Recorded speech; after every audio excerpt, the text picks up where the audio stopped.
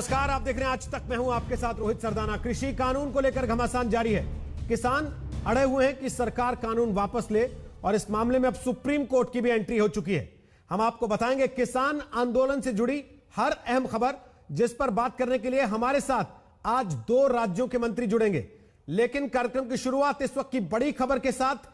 कृषि मंत्री नरेंद्र सिंह तोमर ने किसानों को 8 पन्ने की चिट्ठी लिखी है।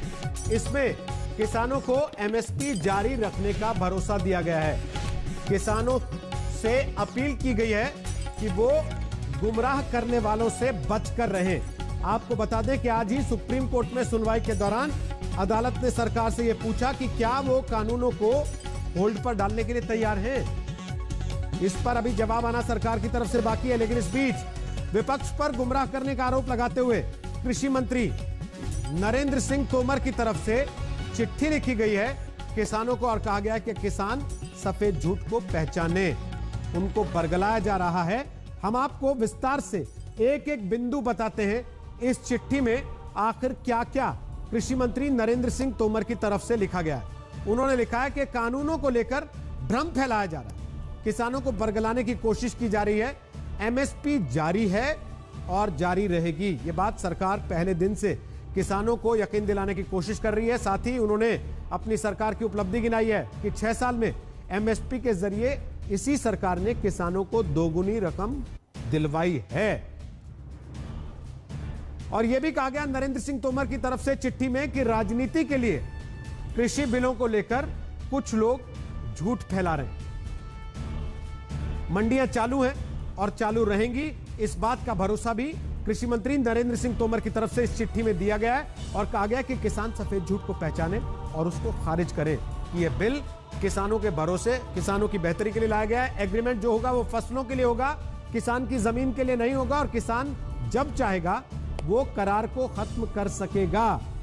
तय समय पर भुगतान नहीं करने वालों पर सरकार जुर्माना भी लगाएगी। यह भरोसा भी सरकार ने किसानों को दिया है। कमल पटेल हमारे साथ आ गए हैं, मध्य प्रदेश के मंत्री हैं, और साथ ही टीएस सिंहदेव हमारे साथ आ गए हैं, छत्तीसगढ़ के मंत्री हैं। आप दोनों का स्वागत है आज तक पर। दोनों मंत्री एक साथ अपनी अपनी बात रखेंगे। कमल पटेल साहब, इतना भरोसा बार बार दिलाना पड़ रहा है सरकार को, आखिर ऐसी मजबूरी है या जिद है कि अदालत को यह पूछना पड़ता है, होल्ड पर क्यों नहीं डाल देते थोड़ी देर के लिए? बिल्कुल देखिए, माननीय प्रधानमंत्री नरेंद्र मोदी जी ने किसानों की आय दोगुना करने का संकल्प लिया है। सरकार ने लक्ष्य रखा है कि 2022 तक हम किसान की आय दोगुना करेंगे। और इसी लक्ष्य को प्राप्त करने के लिए माननीय प्रधानमंत्री जी ने कृषि कानूनों में संशोधन कराया है।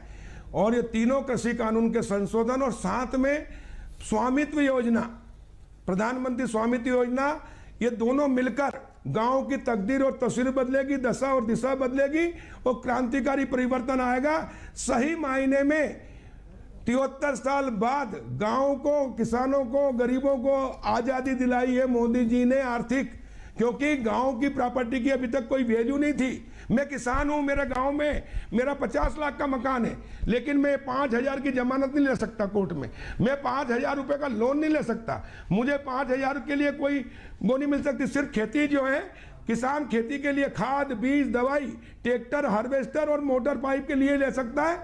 अगर मैं कहूं कि मेरी 50 लाख की प्रॉपर्टी है मकान की, मुझे वेयर हाउस बनाना है, मुझे कोल्ड स्टोरेज बनाना है, मुझे फूड प्रोसेसिंग प्लांट डालना है, मुझे नहीं डाल सकता। शहर के लोग जिनकी प्रॉपर्टी की अभी तक वैल्यू होती आई है, वो लखपति थे, वो अरबपति बन गए, खरबपति बन गए, क्योंकि उनकी प्रॉपर्टी की वैल्यू बैंक लोन देती है, लिमिट देती है, और इसलिए वो व्यापार, व्यवसाय, उद्योग और अरबपति खरबपति बन गए। लेकिन किसान को सिर्फ मजबूर कर दिया खेती करने के लिए घाटे की। और इसलिए मोदी जी ने कहा है और संकल्प लिया है कि जो किसान घाटे की खेती करता है, जो किसान आत्महत्या करता है, जो मेहनत करता है किसान और माल कमाते बिचौलिए और उद्योगपति, अब ऐसा नहीं चलेगा। इस कानून के माध्यम से और स्वामित्व योजना से अब गांव की प्रॉपर्टी की कलेक्टर गाइडलाइन से वैल्यू होगी। गांव का किसान भी खेती तो करेगा, लेकिन सुनिए मेरी बात तो सुनिए, व्यापार भी करेगा, व्यवसाय करेगा, उद्योग लगाएगा। और जो 4 के 40 व्यापारी बिचौलिए कमाते थे, उद्योगपति एक 300 गुना कमाते थे, वो अब किसान कमाएगा और किसान आत्मनिर्भर बनेगा तो देश आत्मनिर्भर बनेगा। और इसलिए कानून किसानों के हित में है, देश के हित में है, और इसलिए किसी भी कीमत पर हम इस कानून को लागू करके रहेंगे, क्योंकि किसानों के भला का है। और आप इतना भरोसे से ये बात कह रहे हैं कि इससे कानून आत्मनिर्भर, किसान आत्मनिर्भर हो जाएगा, तो मध्य प्रदेश के किसानों को आप ही क्यों नहीं समझा लेते? प्रधानमंत्री को, कृषि मंत्री को क्यों कूदना पड़ रहा समझाने के लिए मैदान में? इसलिए कूदना पड़ रहा है कि हिंदुस्तान के जितने भी विरोधी दल हैं, भारतीय जनता पार्टी की सरकार के, मोदी जी के जितने विरोधी संगठन हैं, जितने तथाकथित बुद्धिजीवी हैं, ये लोग देश को गुमराह कर रहे हैं, किसानों को गुमराह कर रहे हैं कि एमएसपी बंद हो जाएगी, मंडियां बंद हो जाएंगी, उद्योगपति जो है वो आप पे कब्जा कर लेंगे। मैं इनसे पूछना चाहता हूं कि अभी तक 73 साल तक उद्योगपति ने नहीं लूटा किसानों को, तो किसने लूटा? किसान घाटे की खेती क्यों कर रहा है? किसान आत्महत्या क्यों कर रहा है? ये कांग्रेस ने 55 साल राज किया, गांव की प्रॉपर्टी का मालिकाना हक क्यों नहीं दिया?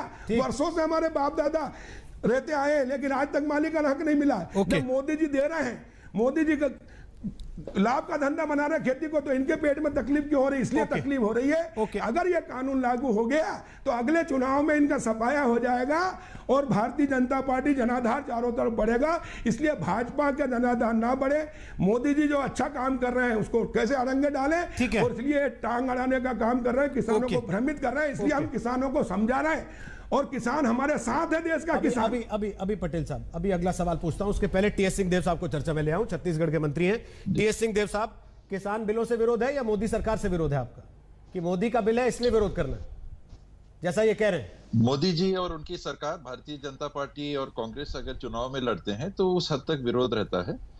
खेल के मैदान में दो टीम खेलती है तो जीवन भर की दुश्मनी कोई नहीं लेता।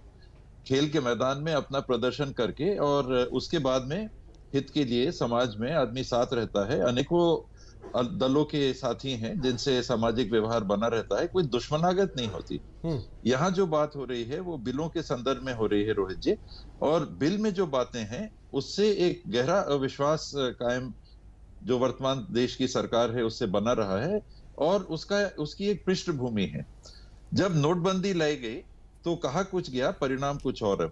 जीएसटी सेस की बात आई तो उसमें कहा कुछ और गया, और बहुत जद्दोजहद हुई कि जब आर्थिक स्थिति देश की कमजोर हुई, स्लो डाउन हुआ जीडीपी का, कोरोना काल में और ज्यादा स्लो डाउन हुआ, आमदनी कम होने लगी, तो अब वो पैसा कहां से आएगा?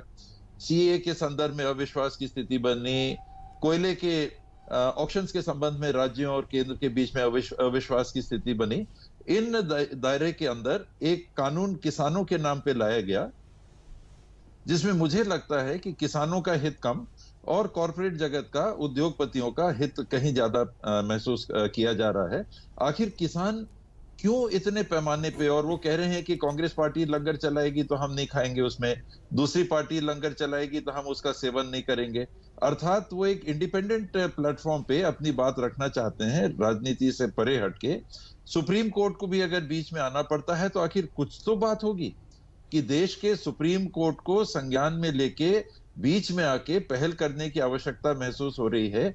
तो कहीं ना कहीं ऐसी ही बात तो नहीं होगी कि नहीं हमको ये कानून लाना ही है। अभी देखिए साथी जो भाजपा के माननीय मंत्री जी हैं मध्य प्रदेश के, पटेल साहब, वो भी जिस तर्ज पे कह रहे थे कि हम तो लाएंगे ही, हम तो करेंगे ही, इसमें ही वो विश्वास टूट जाता है कि आपने राज्यों से पहले बात नहीं की, आपने किसान के संगठनों से बात नहीं की, आपने सोचा होगा अपने विचार से कि ये किसानों और देश के लिए बेहतर है, पर इतना विरोध क्यों?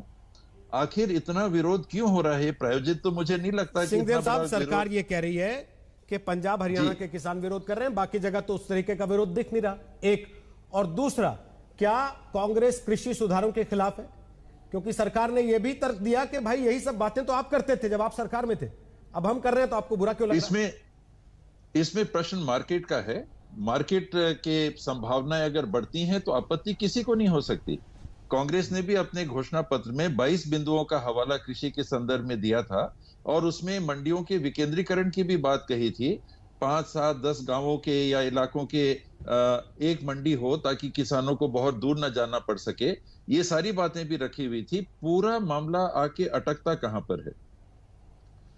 स्वयं माननीय मोदी जी जब गुजरात के मुख्यमंत्री थे एक वर्किंग ग्रुप कॉन्स्टिट्यूट हुआ था कृषि के संदर्भ में, और उन्होंने अपने हस्ताक्षर से जो रिपोर्ट तत्कालीन प्रधानमंत्री मनमोहन सिंह जी के समक्ष प्रस्तुत की थी, उसमें उस वर्किंग ग्रुप का जो रिकमेंडेशन था, न्यूनतम समर्थन मूल्य गवर्नमेंट खरीदे, उसके संदर्भ में जो अभी बात हो रही है कि नहीं गवर्नमेंट पे विश्वास करिए होगा, लेकिन निजी क्षेत्र अगर इस व्यवसाय में खरीदार के रूप में आता है तो स्वयं मोदी जी का ये रिकमेंडेशन था मुख्यमंत्री के रूप में कि अनिवार्य रूप से एमएसपी होना चाहिए।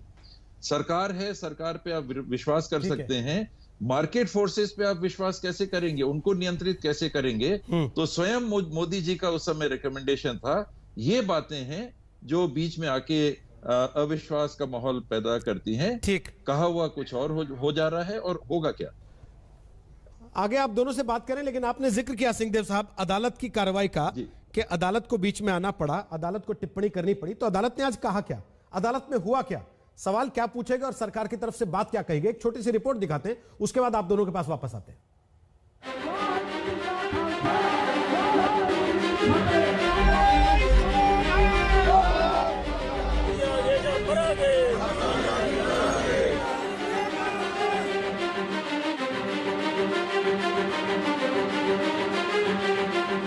एक तरफ किसानों के आंदोलन की गूंज तो दूसरी तरफ इंसाफ के दरवाजे पर सुनवाई।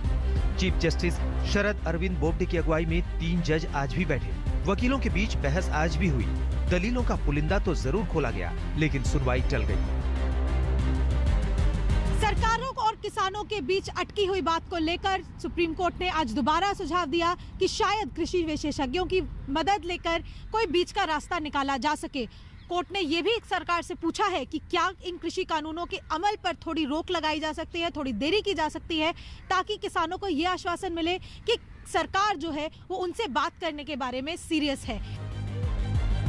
सरकार और किसानों के बीच कमेटी बनाने पर बात तो नहीं बन सकी, लेकिन सुनवाई के दौरान सुप्रीम कोर्ट की तल्ख टिप्पणी जरूर सामने आई।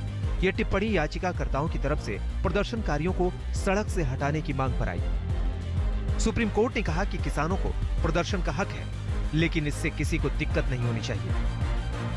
प्रोटेस्ट के दौरान, इस एजिटेशन के दौरान वो किसी और नागरिक का जो उनका हक होता है संविधान के अंदर, उसे ना वायलेट करे, स्पेशली कोई न्यूसेंस वैल्यू या रोड ब्लॉक ना करे। यही हमारी मांग है, और ख़ास करके शाहीन बाग के जजमेंट में जो ऑब्जर्वेशंस है उस चीज़ को मद्देनज़र रखते हुए उस चीज़ को इम्प्लीमेंट किया जाए, यही पिटिशनर का कहना है। जब से इस मामले में सुप्रीम कोर्ट की एंट्री हुई है, तब से बातचीत के जरिए सुलझाने की पहल तेज हो गई है, और जिसकी झलक आज की सुनवाई में भी दिखी। सुप्रीम कोर्ट ने सरकार से जानना चाहा कि क्या जब तक बातचीत से कुछ तय नहीं हो जाता, इस कृषि कानून को लागू करने से रोका जा सकता है। इस पर अटॉर्नी जनरल के वेणुगोपाल ने कहा कि वो सरकार से पूछकर बताएंगे। किसानों के वकील एपी सिंह ने कहा इस पूरे मामले का समाधान निकाला जाए। इस बीच पंजाब सरकार की तरफ से पी चिदम्बरम ने भी कोर्ट के सामने अपनी बात रखी। उन्होंने कहा कि कोर्ट जो भी कमेटी बनाएगा उस पर हम सहयोग करेंगे। बहस के दौरान दिल्ली सरकार की तरफ से वकील राहुल मेहरा ने कहा कि हमें जानबूझकर इस मामले में पक्षकार नहीं बनाया गया है। दिल्ली सरकार के वकील के बार बार टोकने पर चीफ जस्टिस ने कहा कि आप बीच में टोकाटाकी न करें, आपको बाद में सुनेंगे। हालांकि बाद में कोर्ट ने दिल्ली सरकार की बातें नहीं सुनी। सुप्रीम कोर्ट ने कहा कि क्रिसमस की छुट्टियां हो रही हैं, लिहाजा इस मामले में अगली सुनवाई अवकाशकालीन पीठ करेगी।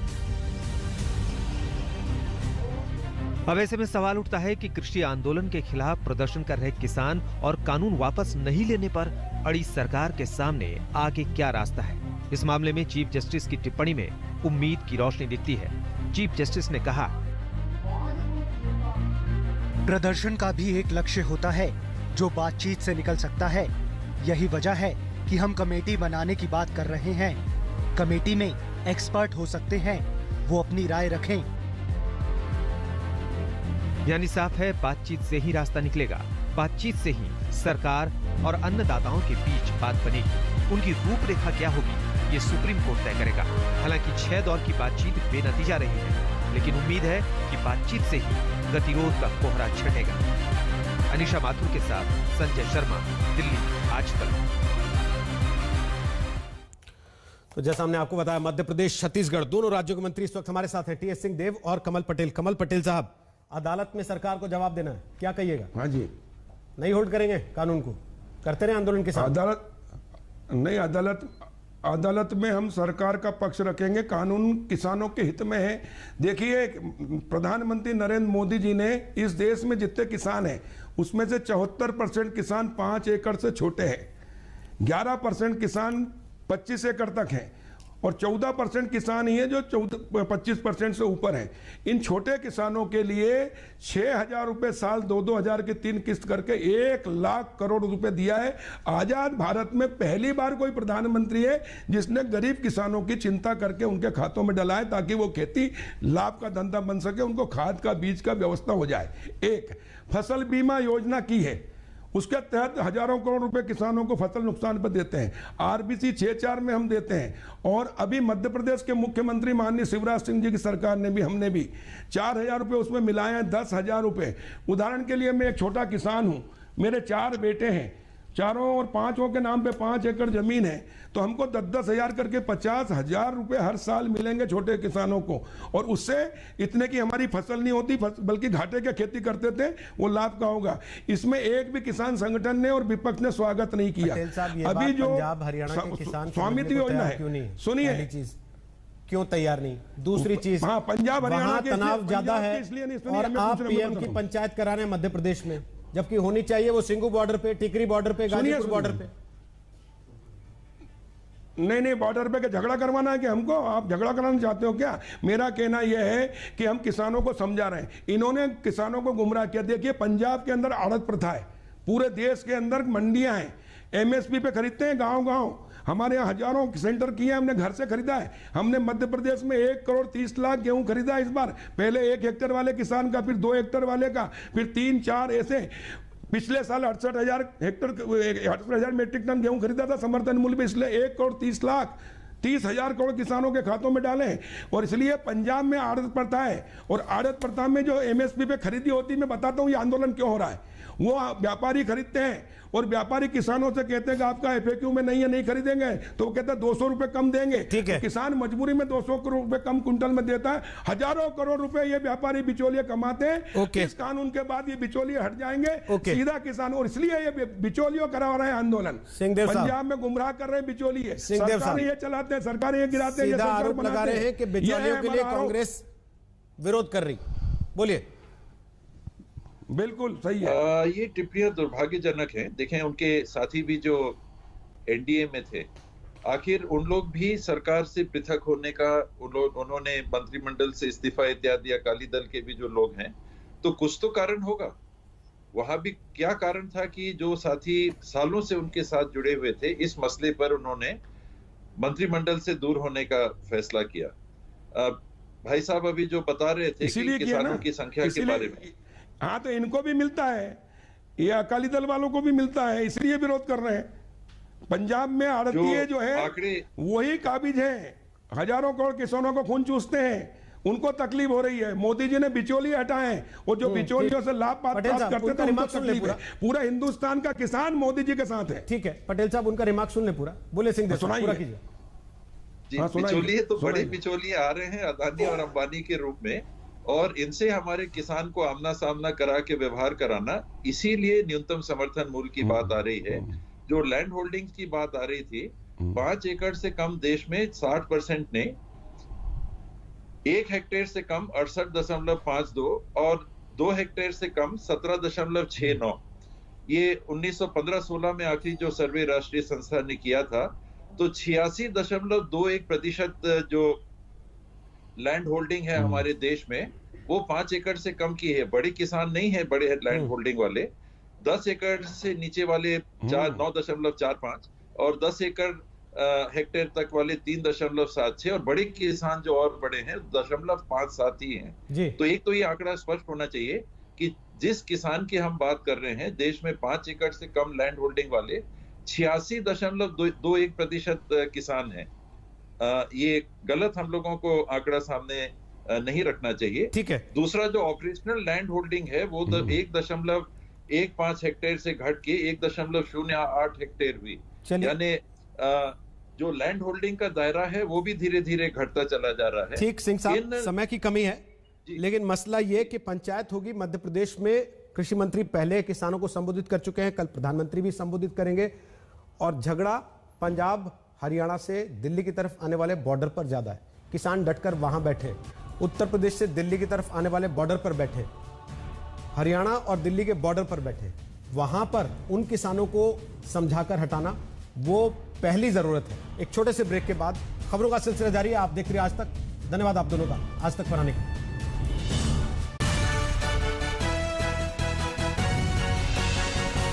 नमस्कार, मैं हूं अंजना ओम कश्यप। हमें उम्मीद है ये वीडियो आपको पसंद आया होगा। लेटेस्ट खबरों के लिए यूं ही देखते रहिए आज तक, और इस वीडियो के पसंद आने पर लाइक, शेयर एंड सब्सक्राइब करना ना भूलें।